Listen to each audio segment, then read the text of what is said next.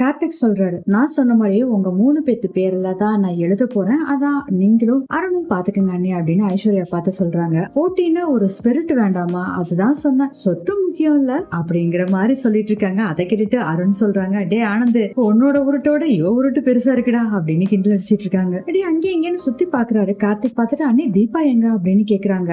Pass இவ்வளவு நேரம் இங்கதான் இருந்தாங்க பாஸ், இப்பதான் காணோம் அப்படின்னு ஆடிய பாதம் சொல்றாரு. அதுக்கு அபிராமி சொல்றாங்க, எங்க அவ இருந்தா, ஒரு சம்பிரதாயத்துக்கு இருந்துட்டு இங்க இருந்து போயிட்டா அப்படின்னு சொல்ல மீனாட்சி சொல்றாங்க, நேத்தே அவ சொல்லிட்டு இருந்தா கார்த்திக் பீச் காத்து ஒத்துக்கல, இனிமேல்தான் கார்த்திக் அவ பழகணும், ரூம்ல தான் இருப்பான்னு நினைக்கிறேன் அப்படின்னு சொல்றாங்க மீனாட்சி. அருணாச்சலம் சொல்றாங்க, சரி சரி வாங்க வாங்க வேற வேலையை பார்க்கலாம் அப்படின்னு சொல்லிட்டு போறாங்க. அதுக்கப்புறம் அந்த கார்டன் ஏரியால உட்காந்து எல்லாம் பேசிட்டு இருக்காங்க. நான் வருத்த அலை ரொம்ப ஜாஸ்தியா இருந்தது, அதனாலதான் என்னால முன்னாடி வர முடியல அப்படின்னு அருண் சொல்றாங்க. ஆமா ஆமா தோத்தாச்சுல, பேசாம இருங்க அப்படின்ட்டு இருக்காங்க ஐஸ்வர்யா. அருணாச்சலம் சொல்றாரு, கார்த்திக் தீபா ரூம்ல இருந்தா வர சொல்ல போன் பண்ணி. அப்பா போன் பண்ணப்பா, அவங்களுக்கு லேசா தலைவலின்னு சொல்லிட்டு மெடிக்கல் ஷாப் போயிருக்காங்களாமா, நான் வருவான்னு கேட்டேன், வேண்டாம் வேண்டாம் வந்துடுறேன்னு சொன்னாங்கப்பா, இப்ப வந்துருவாங்க அப்படின்னு சொல்றாரு கார்த்திக். ஆடியோ பதம் அப்படின்னு பாட்டி கூப்பிடுறாங்க.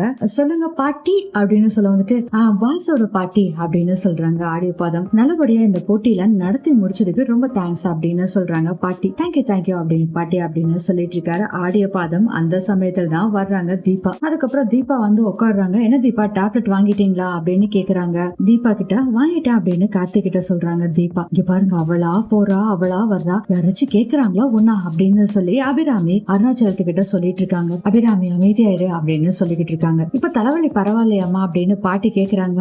பரவாயில்ல பாட்டி அப்படின்னு சொல்றாங்க தீபா. போட்டியில யாரு ஜெயிச்சது தெரியுமா, உன் வீட்டுக்காரன் தான் அப்படின்னு சொல்றாங்க. அந்த சந்தோஷத்தை கூட தீபானால என்ஜாய் பண்ண முடியலைங்க. அந்த பாட்டு பாடிட்டு வந்தது ரொம்ப குற்ற உணர்ச்சியா இருக்கு தீபாக்கு. ஆடியோ பதம் சொல்றாங்க, கார்த்திக் பாஸ் ஜெயிச்சிட்டாங்க, இப்ப சொல்லுங்க டாக்குமெண்டை யார் பேர்ல ரெடி பண்றது. அதான் கார்த்திக் ஏற்கனவே சொல்லிட்டான்ல 3 மருமக பேர்ல தான் எழுதணும்னு அப்படின்னு சொல்றாங்க பாட்டி. அருணாச்சலம் சொல்றாரு, ஆடியோ பதம் வீட்டுக்கு போய் கலந்து ஆலோசிச்சுட்டு ஒரு 2 நாளுக்கு அப்புறமா சொல்லட்டுமா அப்படின்னு கேக்குறாரு அருணாச்சலம். என்ன பாஸ் இவ்வளவு நல்லா தானே சொல்லிட்டு இருந்தீங்க, இப்ப என்ன பாஸ் இப்படி சொல்றீங்க. இப்பவும் நான் நல்லபடியா தான்ப்பா சொல்றேன், வீட்டுல போய் கலந்து ஆலோசிச்சுட்டு சொல்றேன் அப்படின்னு சொல்றாங்க அருணாச்சலம். ஐசு சொல்றாங்க, இதோ பிரேக் போட்டாச்சு பாருங்க அப்படின்னு சொல்றாங்க. அருண் சொல்றாரு, அப்பா இப்படி டிலே பண்ணா வேற பார்ட்டியை வந்து வாங்கிட்டு போயிருவாங்கப்பா. ஆமா பாஸ், அவர் சொல்றது கரெக்ட் தான், ஒரு கையோட பேசி முடிச்சுட்டு ஒரு டோக்கன் அட்வான்ஸ் கொடுத்துட்டு போயிடுறீங்களா அப்படிங்கிறாரு ஆடியோ பதம். சட்டுன்னு முடிக்க முடியாதுல ஆடியோ பதம், ஏன்னா பெரிய அமௌண்ட், பெரிய ப்ராஜெக்ட், அப்புறம் இந்த வில்லங்கம் இதெல்லாம் என்னன்னு சொல்லி விசாரிக்கணும் அப்படின்னு சொல்லிட்டு இருக்கும் போதே, ஆஹா போச்சு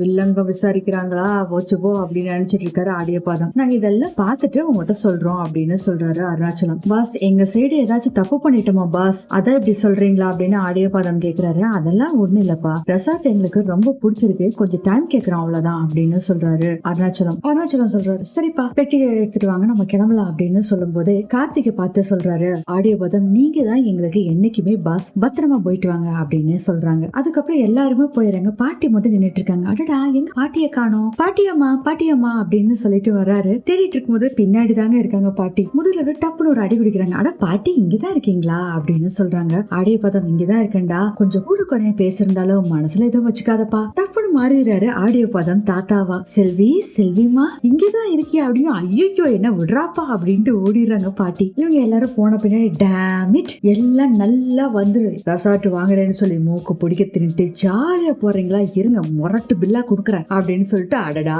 என் கம்சன் போச்சே அப்படின்னு ஃபீல் பண்ணிட்டு இருக்காரு ஆடியோ பதம். முன்னாடி அபிராமி போயிட்டு இருக்காங்க, பின்னாடி அருணாச்சலம் வர்றாரு. நஷியா அப்படின்னு கூப்பிடுறாங்க. அபிராமி நிக்கிறாங்க. இப்ப சொல்லு, எதுக்காக ரெசார்ட் வாங்க வேண்டாம்னு சொன்ன, பாத்தியா சொன்ன உடனே பசங்க மூஞ்சிலாம் எப்படி போயிடுச்சு பாத்தியா, நீ சொன்னீங்கிறதுக்காக நான் வேற வழி இல்லாம சொன்னேன், ஏன் நாச்சியா இப்படி வேண்டான்னு சொன்னா, ஏங்க நான் ஏதாச்சும் காரணம் இல்லாம இதை சொல்லுவாங்களா அப்படின்னு சொல்றாங்க அபிராமி. எனக்கு ரெசார்ட் ரொம்ப பிடிச்சதுங்க, அருண் பேர்ல எழுதுறேன்னு சொன்னதுக்கே நான் வேண்டான்னு சொன்னேன், ஏன் வேண்டான்னு சொன்னேன், 3 பசங்க பேர்லயும் சொத்து இருக்கணும், அதுக்காக தான் நான் சொன்னேன், மருமக பேர்ல ரெசார்ட் எழுதலாம்னு சொன்னா இது நான் ஒத்துக்குவானா, 3 பேர்ல எழுதிட்டோம்னு சொல்லி கார்த்தி சொன்னான்ல, ஏங்க அவன் ஒரு சின்ன பையங்க, நம்ம ஏதாச்சும் சொன்னோம்னு வச்சுக்கோங்களேன், அதுக்கு ஒரு நியாயத்தை சொல்லி அவன் சரி பண்ணிடுவாங்க.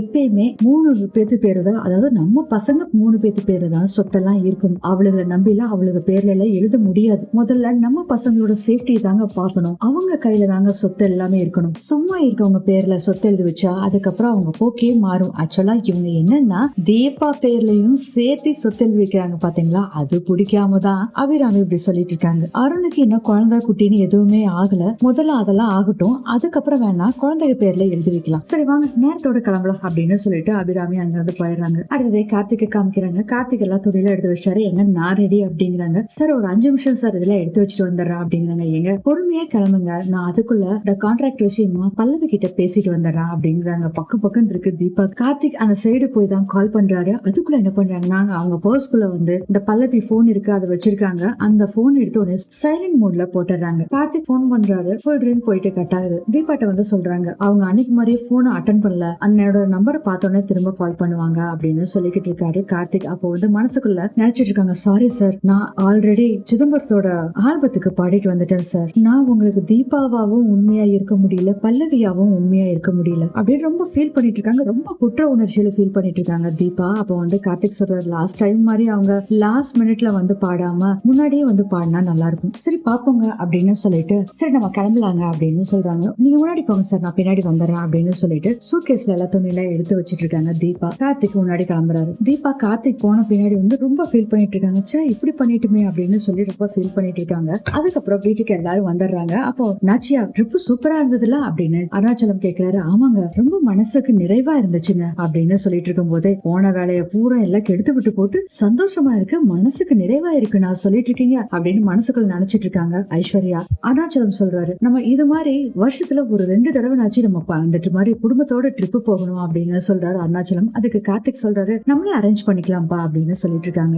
சூப்பர்டா கார்த்தி அப்படின்னு சொல்றாரு அருண். ரொம்ப சூப்பருங்க, நம்ம ஃபேமிலி அவுட்டிங் போறதுக்கு தானே இப்ப போயிட்டு வந்திருக்கோம். எங்க மத்தவங்க தான் ஃபேமிலி ட்ரிப் போயிட்டு வந்தோம்னு சொல்லி என்ஜாய் பண்ணி பேசிட்டு இருந்தா நீங்க கொஞ்சம் கூட கூச்சமே இல்லாம நீங்களும் பேசிட்டு இருக்கீங்க. நீங்க இப்படி இருக்கிற வரைக்கும் உங்க பேச்சுக்கும் மரியாதைக்கும் என்னங்க ஒரு முடிவு இருக்கும், எல்லாம் என் நேரம் அப்படின்ட்டு செம்ம கோவத்துல ரூமுக்கு போறாங்க. உடனே அபிராமி ஐஸ்வர்யா அப்படின்னு கூப்பிடுறாங்க. இங்க வா, இப்படி பரவாயில்லதான் இருக்கட்டும், என்னன்னு சொல்லுங்க. என்ன வீட்டுக்குள்ள வந்ததும் பிரச்சனை பண்ணணும்னு யோசிச்சுக்கிட்டே வந்தியா? அத்த நான் பிரச்சனை பண்ணணும்னு நினைச்சிருந்தேன்னா ரெசார்ட் வாங்க வேணான்னு முடிவு எடுத்துட்டு அதுக்கு ஏதோ சாக்கு பேக்கலாம் சொல்லிட்டு மாமா பேசினார்ல, அதை கேட்டப்பே நான் பிரச்சனை பண்ணிருப்பேன்.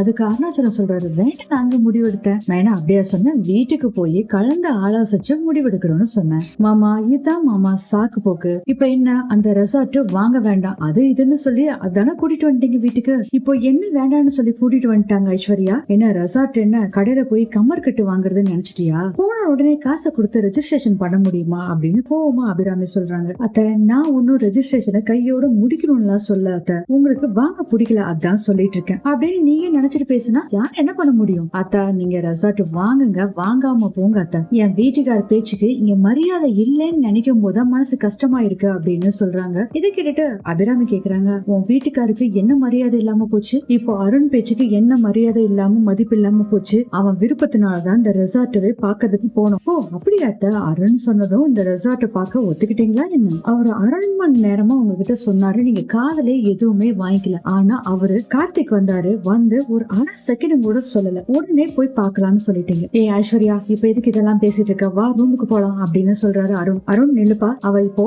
என்னன்னு சொல்லி இதை பேசி தீர்த்துக்கிட்டோம், அதான் சரியா இருக்கும். ஐஸ்வர்யா உனக்கு என்னென்ன சந்தேகம் இருக்கோ அது எல்லாத்தையும் இப்ப கேளு, மொத்தமா தீர்த்திடலாம். அப்பனா தான் என்னால பதில் சொல்ல முடியும். அத பதில் தான் எப்படியோ சொல்லிருவீங்க அத, அதுதான் கஷ்டமா? பேச்சுக்கு தான் 3 பசங்களும் ஒண்ணுன்னு சொல்லுவீங்க, ஆனா நீங்க பார்ஷியாலிட்டி பார்த்துதான் அத நடந்துகிட்டு இருக்கீங்க. ஏங்க பாத்தீங்களாங்க, பார்ஷியாலிட்டியோட நடக்கிறேன்னு சொல்றாங்க, வாய்க்கோசாம எப்படி பேசுறா பாத்தீங்களா அப்படின்னு சொன்னோன்னே, இங்க பாரு ஐஸ்வர்யா, நாச்சியா எப்பயுமே வந்து பிள்ளைகளை பிரிச்சு பார்த்தது இல்ல. நீ எதுல வேணாலும் குறை சொல்லலாம், நான் ஏத்துக்குவேன், ஆனா குழந்தைங்க விஷயத்துல குறை சொல்லாத, அவ அப்படி நடந்துக்கவே மாட்டா அப்படின்னு அருணாச்சலம் சொல்றாரு. மாமா நான் அத்தை குறைய சொல்லல, என் வீட்டுக்கார விஷயத்துலதான் பாரபட்சமா இருக்காங்கன்னு நான் சொல்றேன். மாமா நான் புதுசாலாம் சொல்லல, பல வருஷமா இது நடந்துட்டு தான் இருக்கு, பல இன்சிடென்ட்ஸ் என்னால சொல்ல முடியும் மாமா. இப்ப எனக்கு எதுவுமே வேண்டாம் மாமா. இப்போ இந்த ரெசார்ட் விஷயத்தவே எடுத்துக்கங்க, எனக்கு அந்த ரெசார்ட் பிடிச்சிருக்கு, ஆனா அருணுக்கு அத்தை வாங்கி கொடுக்கறதுக்கு மனசு இல்ல. அப்ப வந்து ஆனந்த் சொல்றாரு, என்ன ஐஸ்வர்யா நீ அருணனை பாரபட்சமா 2ஆம் பட்சமா பாக்குற மாதிரி சொல்லிக்கிட்டு இருக்க?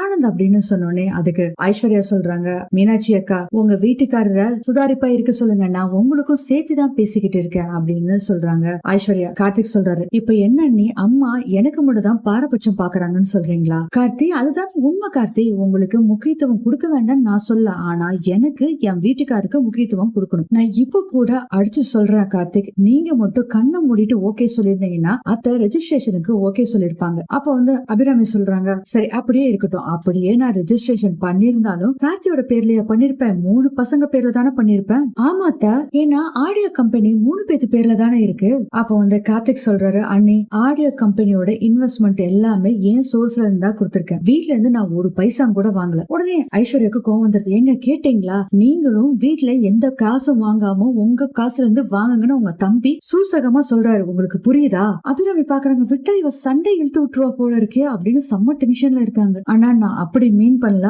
அண்ணி தான் ட்விஸ்ட் பண்ணி சொல்லிட்டு இருக்காங்க. ஆடியோ கம்பெனிக்கு இன்வெஸ்ட்மெண்ட் ரொம்ப சின்னதுன்னா அதனாலதான் துணிஞ்சு நான் ரிஸ்க் எடுத்தேன். அதுவும் நான் அம்மா அப்பா கிட்ட சொல்லிட்டு தான் இதை ஓபனே பண்ணேன். அம்மா அப்பாவும் இதுல ரிஸ்க் கம்மின்னு சொல்லிதான் அவங்களும் ஓகேன்னு சொன்னாங்க. அருள், நீ சின்ன பிசினஸ் நம்ம ஆரம்பிக்கலாம் தான் சொல்லிட்டு இருந்தோம், என்னமோ நான் சொன்னதை மறுபடியும் ஐஸ்வர்யா சொல்லிட்டு இருக்கா. மாமா, கார்த்தி எதனால ஆடியோ பிசினஸ் சூஸ் பண்ணாரு? இன்வெஸ்ட்மெண்ட் கம்மிங்கிறனாலயா? அப்படி இல்ல, அவருக்கு மியூசிக் ஃபீல்டுல இன்ட்ரெஸ்ட் ஜாஸ்தி, அதை பேஸ் பண்ணி தானே அவரு பிசினஸ் ஸ்டார்ட் பண்ணாரு. அருணும் இன்ட்ரெஸ்ட் பேஸ் பண்ணி தானே அவர் பிசினஸ் செலக்ட் பண்ணாங்க. அதை மட்டும் ஏன் வேணும்னு முடிவெடுக்கிறீங்க? சம்பாதிக்க 1000 வழி தேடலாம், பிடிச்ச விஷயத்த செய்யும் போது முழு மனசோட ஈடுபடலாம், சக்சஸும் பண்ண முடியும். ஐஸ்வர்யா பேசுறதெல்லாம் கேட்டுட்டு மீனாட்சிக்கு மைண்ட் வைஸ் ஓடுது. அப்பா எவ்வளவு பாயிண்டா பேசுறா, நமக்கு இப்படி யோசனை பண்ண வராது அப்படின்னு நினைச்சிட்டு இருக்காங்க. அதுக்கப்புறம் அருணாச்சலம் சொல்றாரு, இப்ப என்ன அருணுக்கு பிசினஸ் ஆரம்பிச்சு கொடுக்கணும் அவ்வளவுதானே அப்படின்னு சொல்லும் போதே அபிராமி சொல்றாங்க, ஏங்க கொஞ்சம் நீங்க பேசாம இருங்க, கோடிக்கணக்கா இன்வெஸ்ட் பண்ணணும், அவ்வளவு காசை என்ன நம்ம ரெடியாவா கையில வச்சிருக்கோம், நாங்களே லோன் போட்டு தான் வாங்கணும், இவ்வளவு பெரிய இன்வெஸ்ட்மெண்ட் நம்ம செய்யறப்போ புல்வி சேர்க்கிற மாதிரி நம்ம இந்த சொத்தை சேர்த்து வச்சிருக்கோம், நாங்க எவ்வளவு கஷ்டப்பட்டிருப்போம், எல்லாத்தையுமே யோசிச்சுதான் செய்ய முடியும். அருண் விருப்பப்படுறான்னா கண்ணை மூடிட்டு அங்க எதையும் செய்ய முடியாது. அப்படி அவன் விரும்புறான்னா